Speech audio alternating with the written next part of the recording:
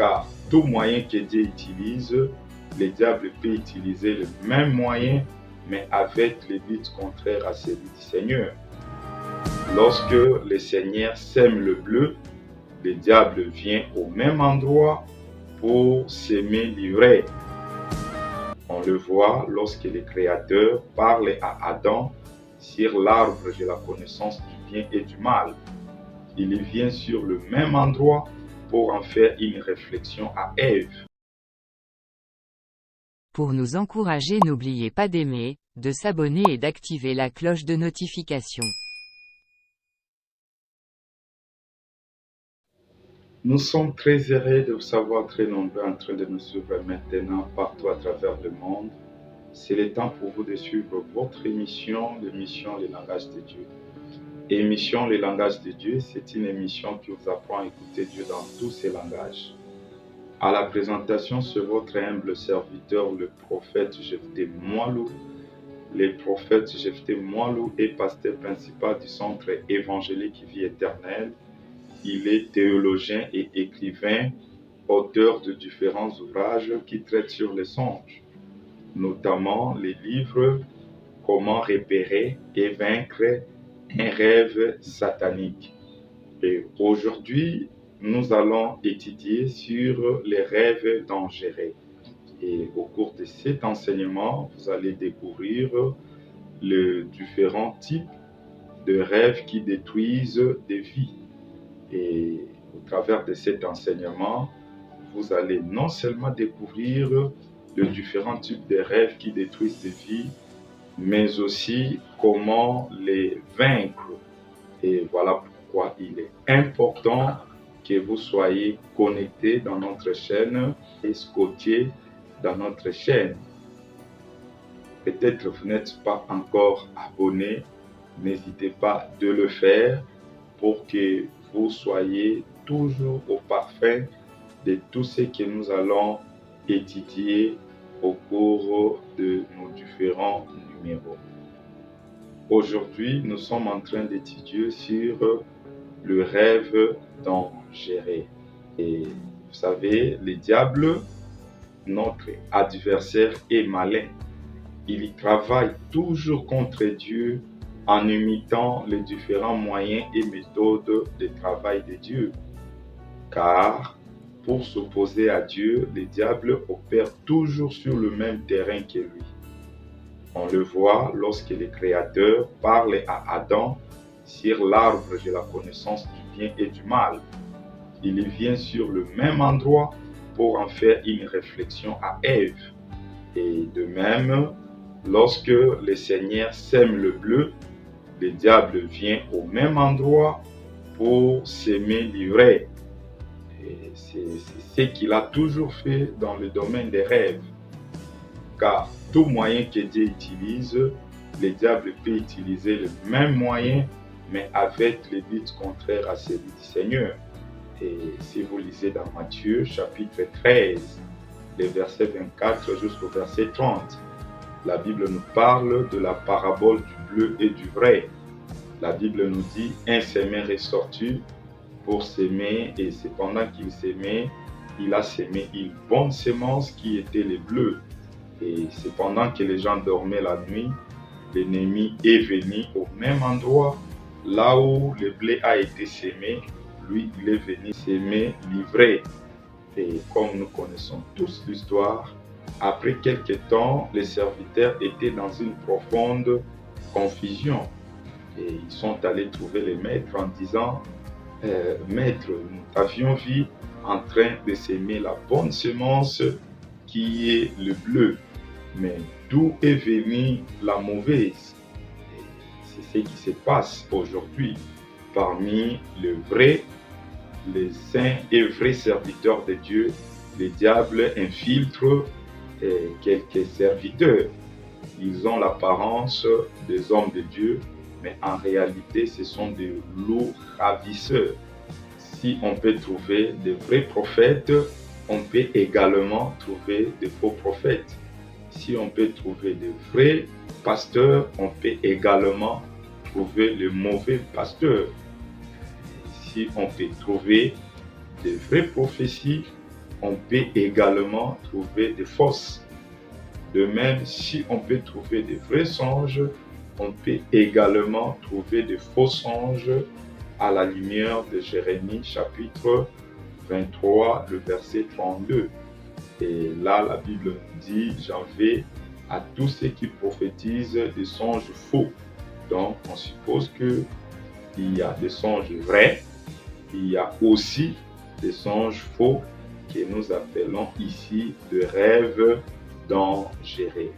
Et aujourd'hui, parler des rêves dangereux paraît pour quelque peu déconcertant. Pourquoi? Parce que ils oublient que l'ignorance sur ce que le diable accomplit dans les rêves est à la base de plusieurs destructions.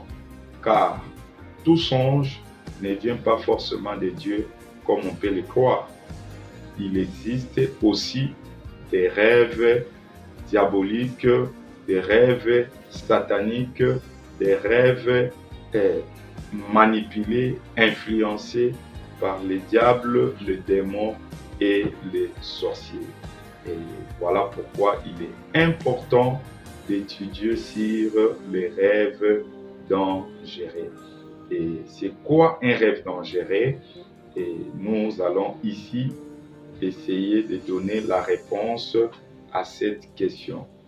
Qu'est-ce qu'un rêve dangereux? Bien avant de répondre à cette question, j'aimerais ici énumérer ce qu'un rêve dangereux n'est pas.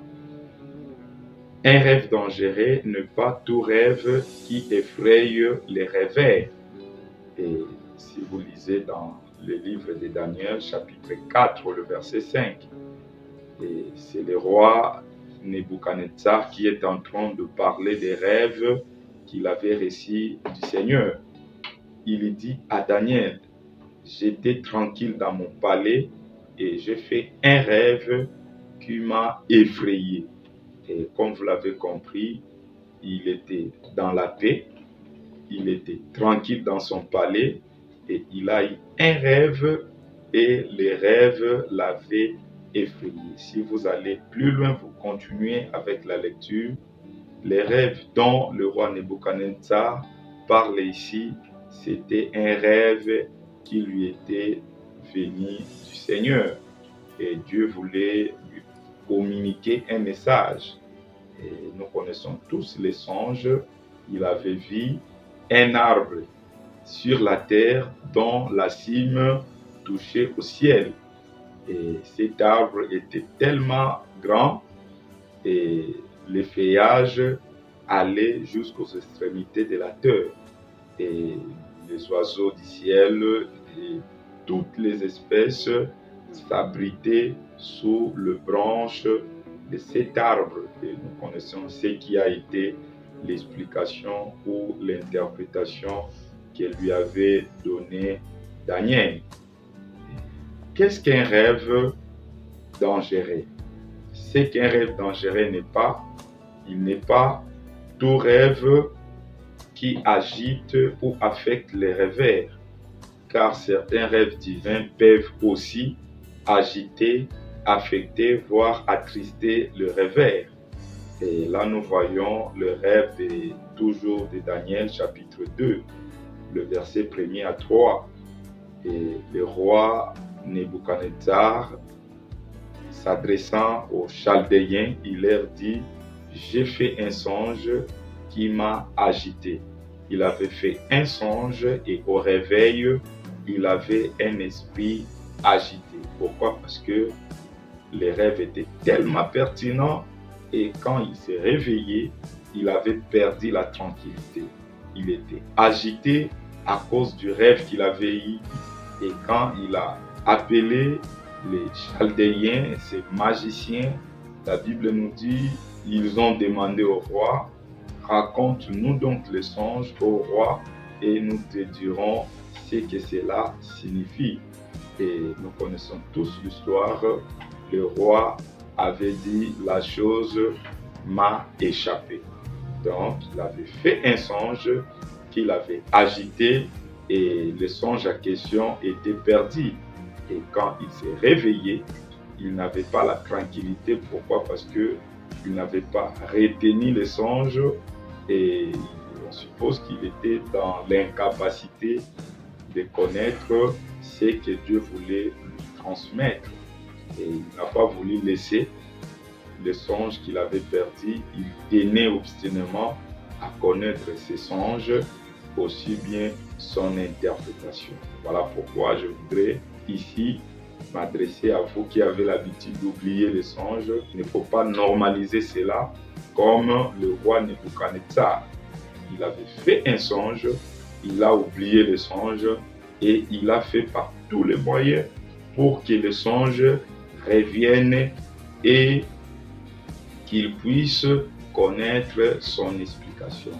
Et quand nous perdons nos songes, c'est de nous mettre dans la prière pour que le Dieu qui révèle les secrets, le Dieu qui avait révélé à Daniel les rêves et son explication, il est le même hier, aujourd'hui et éternellement.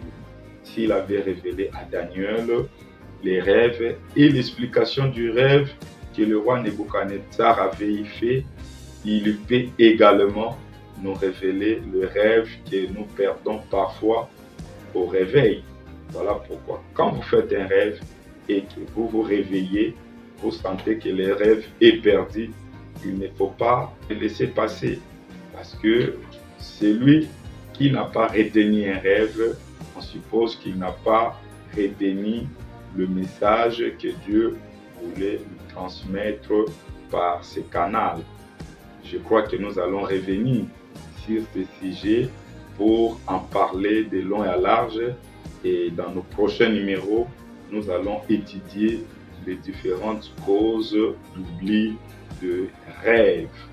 C'est qu'un rêve dangereux n'est pas. Un rêve dangereux n'est pas tout rêve qui représente un danger proche ou lointain pour les rêveurs, car certains rêves divins peuvent aussi représenter un danger s'ils ne sont pas pris au sérieux. Par exemple, le rêve qui est dans l'évangile de Matthieu, chapitre 2, le verset 13. La Bible nous dit, après que le mage soit parti, un ange du Seigneur apparut à Joseph dans un rêve. Et l'ange lui dit, Joseph, ne crains pas de prendre Marie, ta femme, et l'enfant Jésus, et de fuir en Égypte, car Hérode cherchera à faire périr l'enfant. Nous connaissons tous l'histoire. Quand Joseph s'est réveillé, il a pris Marie, sa femme, et l'enfant Jésus pour fuir en Égypte. Et ils ont fui conformément au songe qu'il avait eu. Et supposons que Joseph ait négligé ses songes, bien que cela venait de Dieu, certainement l'enfant Jésus serait décapité par l'épée du roi Hérode. Et donc, face au danger, Joseph ne pouvait que réagir. Comme vous l'avez compris, notre Sauveur et Seigneur Jésus-Christ a été lui-même sauvé lorsqu'il était encore enfant et par le biais d'un songe que parfois certains d'entre nous négligent. Et donc, on suppose que tout rêve qui représente un danger proche ou lointain ne vient pas forcément du diable. Un rêve peut également venir de Dieu, mais tout en représentant un danger proche ou lointain. Et c'est là lorsqu'il n'est pas pris au sérieux. Et car, par exemple, des rêves que je viens de mentionner ici, les rêves qu'avait fait Joseph dans Matthieu chapitre 2, le verset 13. Et si vous lisez également Genèse chapitre 20, le verset 2 à 3, l'Éternel est en train de prévenir Abimelech. L'Éternel lui dit, attention, tu vas mourir à cause de la femme que tu as prise, car elle a un mari. Remets donc cette femme à son mari, et son mari est un prophète. Il priera pour toi et tu seras guéri, toi et toute ta maison. Nous connaissons tous l'histoire. Abimelech avait remis Sarah à Abraham. Et Abimelech avait bénéficié d'une grâce particulière et Abraham avait prié pour Abimelech et il était guéri, lui et toute sa maison. Et comme vous l'avez remarqué, si Abimelech n'avait pas remis Sarah, certainement il serait mort, lui et toute sa maisonnée, à cause de la femme qu'il avait enlevée. Pourquoi? Parce que Sarah était la femme légitime d'Abraham, qui était le serviteur de Dieu.